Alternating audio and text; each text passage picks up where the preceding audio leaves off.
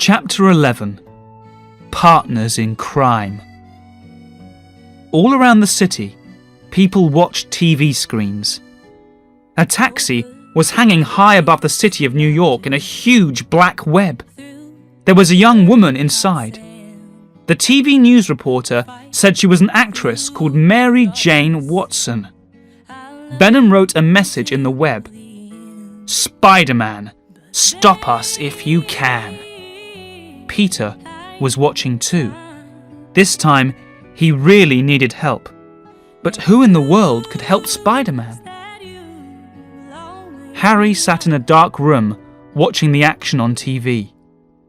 His face would get better, but he would never look normal. He was feeling very angry with Peter and very sorry for himself. Peter entered the room silently through a window. "Harry, I can't take them both," Peter said softly. "She needs us." "If you want to save MJ, you'll have to do it yourself," Harry shouted.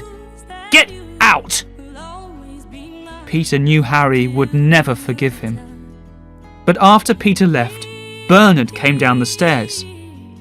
Bernard had seen and heard many things during his years at the Osborne house. "Harry," he said, "there's something I have to tell you.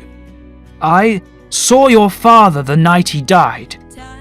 I cleaned his injury. I know your father's death was his own fault." Mary Jane was angry and afraid. Once again, she was in terrible danger because of Spiderman. Suddenly, she screamed as part of the web broke and the taxi almost crashed to the ground. There was a huge truck in the web above her. The truck was full of concrete blocks. And then Spiderman arrived. He swung down and landed on the front of the taxi. At that moment, MJ forgot all her angry feelings. Finally, Spiderman was there for her. Venom swung towards them and kicked Spiderman through the front window. Glass flew everywhere. Venom climbed into the taxi. The black goo on his face was moving all the time. Spiderman could see Eddie's face and realized what had happened. The black goo had found a new partner in crime. Venom hit Spiderman in the face and they both fell out of the taxi. They landed on one of the floors of an unfinished office building. Venom jumped onto Spiderman and the two enemies were face to face. Venom smiled a horrible smile. Soon he would have his revenge. At that moment, the truck above MJ started to move. Some of the concrete blocks fell into the taxi. MJ managed to push one of the blocks out of the taxi and down onto Venom below. Spiderman broke away from his enemy, but Venom shot webbing at Spiderman. The webbing flew around Spiderman's neck and tied him to a metal post. Suddenly, the truck above MJ broke away. It hit the taxi as it fell. MJ managed to jump out into Venom's huge web. In the street below, Sandman was ready to join the fight. All the grains of his body came together and a huge mountain of sand raced towards Spiderman. Was this the end for Spiderman? Boom! Suddenly, a bomb hit Sandman and blew away his head. Harry had arrived. He flew down to Spiderman and took his hand. Together, the two old friends flew on the sky stick and faced their enemies. Harry shot bombs at Sandman while Spiderman attacked Venom. But then, Venom knocked Harry and Spiderman off the sky stick. He picked up a metal pipe and pointed it at Spiderman. One end of the pipe was very sharp. "Don't give in to the suit," Spiderman shouted at Venom. "It changes you! It makes you bad!" Venom smiled a horrible smile. "I like being bad," he said. "It makes me happy." Harry threw a bomb at Venom. He fell back but got up again and ran at Spider-Man with 2 sharp metal pipes.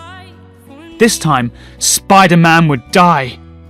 Suddenly, Harry jumped in front of Venom and the 2 metal pipes shot deep into his stomach. Harry fell screaming to the floor below. Quickly, Spider-Man drove some metal pipes into the floor around Venom. They made a circle all around him. He was caught like an animal. Spider-Man ran round the outside of the circle, hitting each pipe with a piece of metal. Clang! Clang! The sound of metal on metal. The black goo started to move and fall from Venom's body. Spider-Man pulled Eddie out of the goo, but Eddie didn't want to be saved. He jumped back just as Spider-Man threw a bomb at the goo. Boom! There was fire and smoke. Then Eddie broke and the goo were gone. Suddenly, Flint Marko appeared at Peter's side. He needed to tell Peter about Uncle Ben's death.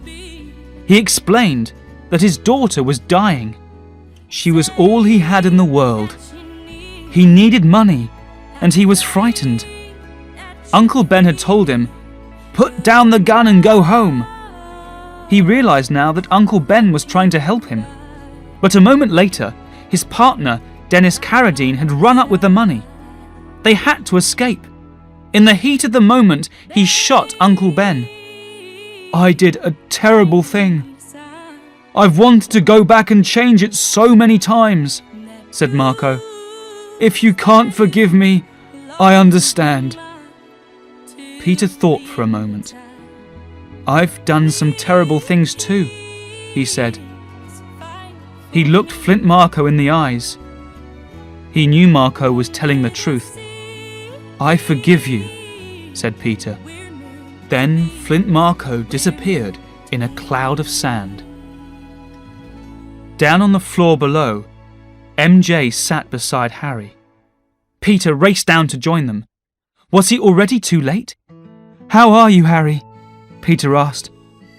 "I've been better," Harry replied with a weak smile.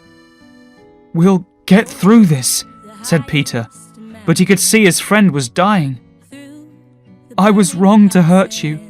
I was wrong to say those things." "None of that matters, Peter," Harry said softly. "You're my friend, my best friend." And with these final words, Harry Osborn died.